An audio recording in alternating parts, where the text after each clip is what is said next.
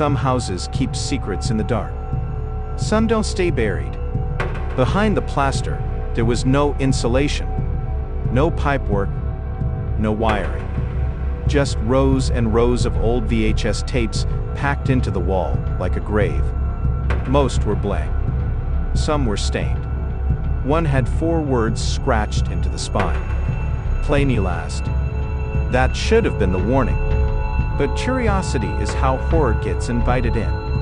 The television was dead. Unplugged. Dust-choked. Still, the red standby light blinked on by itself. Then another tape slid loose from the dark. Thursday, 9:17 p.m. He checked the time. 9:16. That was the second warning. The screen filled with static. Then a room began to appear through the hiss and snow. Not just any room. This room. The first tape wasn't showing the past. It was showing what happened next. And when the picture cleared, something was already standing behind him. They only took one tape. That was the unspoken rule from the second it left the wall. One tape. One look. One answer. Downstairs, under a layer of dust and neglect, the house offered up another surprise. An old television, a VHS player, still plugged in, still waiting. That should have been enough to make them stop, but curiosity has a way of dressing itself up as logic. If the machine still worked, then maybe the tapes weren't just junk. Maybe this was old home video rubbish, forgotten recordings, nothing more. Then he turned the cassette over. There was writing on it after all. Not a title, not a name, not a warning, just a date. A date that hadn't happened yet. That was the first moment the room changed. Not physically, not visibly, but in the way a place suddenly feels aware of you. The tape had been hidden inside the wall for years, and somehow it already knew tomorrow. He pushed the tape in. For a second, nothing happened. Just the dry mechanical clunk of the machine accepting it, followed by the low electric hum of old circuitry dragging itself back to life. Then the television filled with static. That should have been disappointing. It should have been the moment they laughed, switched it off, and went back to tearing the place apart. Instead, they kept watching. Shapes began to form inside the noise. A room. A couch. A flicker of lamplight against cracked wallpaper.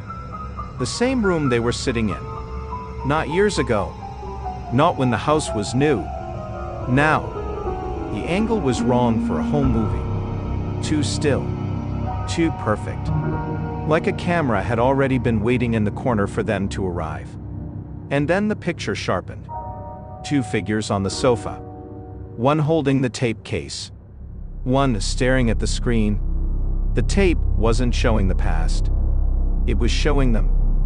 At first, the difference was small enough to dismiss. A head tilt. A glance. A movement that felt close enough to real time that the brain wanted to forgive it. But then the tape got ahead. Not by much. A second, maybe 2. Just enough for the woman on the television to turn toward the hallway before Claire moved at all. They both saw it. And then, in the room, Claire's body shifted the same way. Slowly, unwillingly, like she was following a decision that hadn't reached her yet. The look on her face changed before he even understood why. It wasn't confusion anymore. It was fear. Not of the screen, of the feeling that something on it was leading her. The screen changed again. Not with motion, not with sound. Just with the sudden appearance of something that hadn't been there a second before. A figure. Tall. Motionless. Standing in the hallway at the far end of the room on the tape, half swallowed by shadow. Neither of them had seen it enter. Neither of them had seen it move. It was simply there now, as if the darkness had decided to keep a shape. Claire leaned forward first, eyes fixed on the television. Then both of them turned toward the real hallway. Nothing. Same cracked doorway. Same peeling walls. Same empty dark. But when they looked back at the screen, the figure was still waiting. Not blurred. Not static. Not a trick of the signal. A person-shaped absence standing exactly where the room should have been clear. And somehow, that was worse than if it had rushed them. Because it meant the tape wasn't trying to scare them. It was trying to show them something they still weren't ready to see. Panic finally did what logic couldn't. It broke the pattern. No more staring. No more trying to reason with the first tape like it was some bad signal or hidden camera trick. Claire reached for the stack. If one cassette was cursed, then maybe another would explain it. Maybe there was an order to them. Maybe the wrong tape had gone in first. That was the last normal thought either of them had. Because the second his hand hovered over the next cassette, the television changed again. Not to static. Not to a new room. Not to some old recording from years ago. It showed him reaching for it. A heartbeat before he actually did. Then it showed more. The screen version of the room kept moving ahead, as if the tape had already chosen what came next and couldn't wait for reality to catch up. Their bodies hadn't done those things yet. But the television had. And in that moment, the stack of hidden cassettes stopped looking like evidence. It started looking like a set of instructions. The next tape didn't show the living room, it showed the landing. Same cracked banister, same stained wallpaper, same narrow stretch of upstairs corridor they hadn't even walked yet. And at the far end of it, one bedroom door began to move, slowly, quietly, opening inward by itself on the screen while both of them were still downstairs, still frozen in front of the television, still trying to convince themselves there had to be a trick somewhere in all of this. There wasn't. The tape had stopped pretending to be a recording. Now it was a guide, or a lure, or a countdown. Whatever it was, the message had become brutally simple. The house wanted them upstairs. And for the first time, the idea of refusing felt pointless, because if the tapes could already see the room they were in, and the hall they hadn't yet climbed to, then the next thing waiting at the top of those stairs probably already knew they were coming. They left the television on. Maybe neither of them meant to. Maybe some part of them needed proof that the screen would stop once they stopped watching it. It didn't. The tape kept running downstairs as they climbed. Every stair complained under their weight. Every step felt louder than it should have, as if the whole house was listening to them come up. At the landing, the bedroom door stood open exactly as the tape had promised. But before either of them crossed the final few steps, the screen below showed something else. A figure. Not standing still now. Moving across the bedroom doorway in one slow pass, like it was crossing from one room to another just out of sight. They hadn't reached the room yet. They hadn't looked inside. And already the tape was showing someone there before they could possibly have seen it for themselves. That was when the idea finally sank in. The recordings were no longer warning them. They were dragging them forward. The bedroom looked empty. At first, just an old bed frame, a dead lamp, stripped wallpaper, and the same layer of stale neglect that covered every other part of the house. Nothing moving. Nothing waiting at the door. Nothing obvious enough to justify the panic crawling up both their spines. Then the light changed. A cold flicker from downstairs rolled up across the landing wall, that same television glow, still flashing from the room below, like the house itself had a pulse now. They turned their heads toward it for only a second.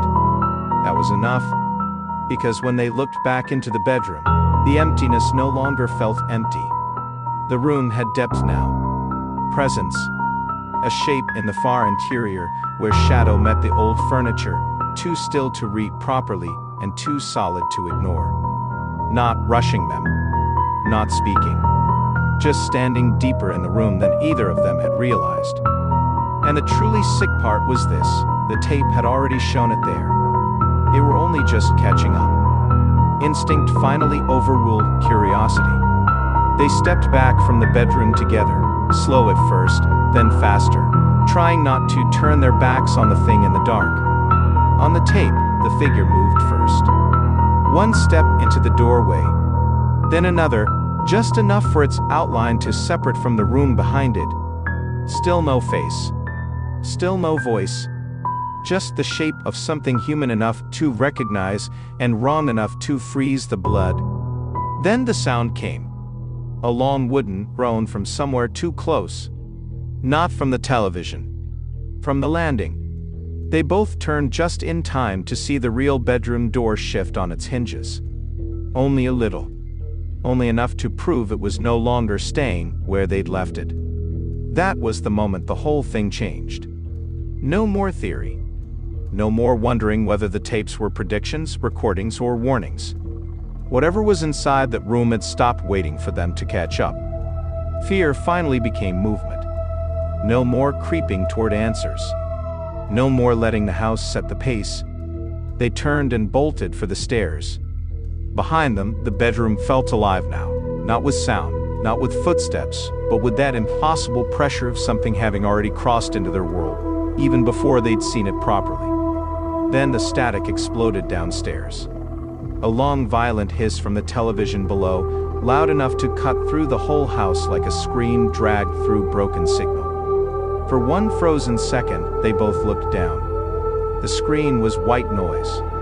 But inside the snow, a shape was still there. Not in the bedroom anymore. At the top of the stairs. Waiting where it hadn't yet reached in reality. And that was the truth neither of them could dodge now. The tape wasn't following them. It was overtaking them. The house finally stopped pretending. It didn't lure. It didn't hint. It took.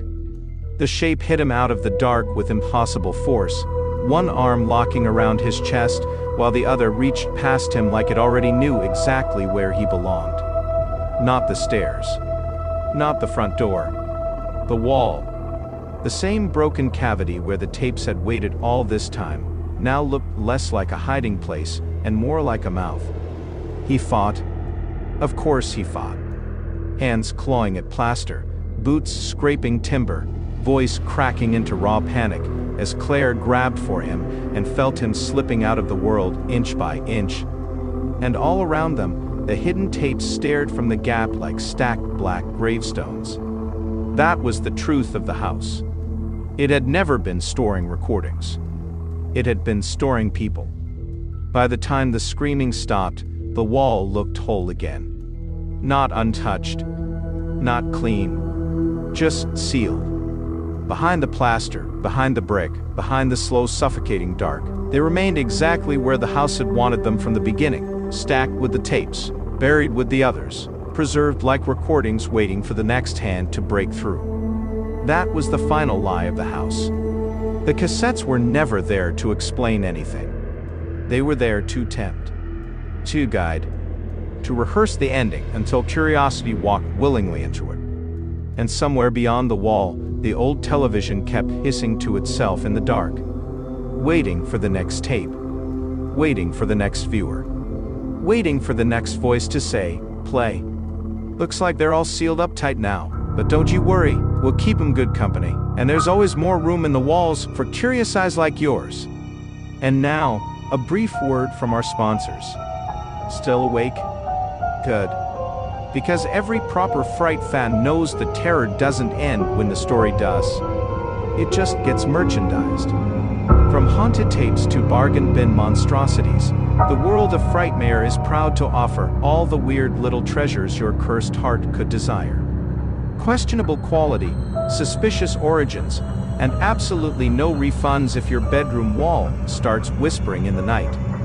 So take a look, have a laugh, and maybe order yourself a souvenir of the madness. Just don't say we didn't warn you. And so the house fell quiet again. The walls were sealed. The tapes were hidden. And somewhere in the dark, the television kept its patient little hiss, waiting for the next curious fool to press play. Some stories end with survivors. Some end with bodies. And some end with brick, plaster, and silence. But the worst endings, they don't stay buried. They wait. Until next time, keep your lights low, your doors locked, and your eyes off anything that looks too old to still be watching. The end.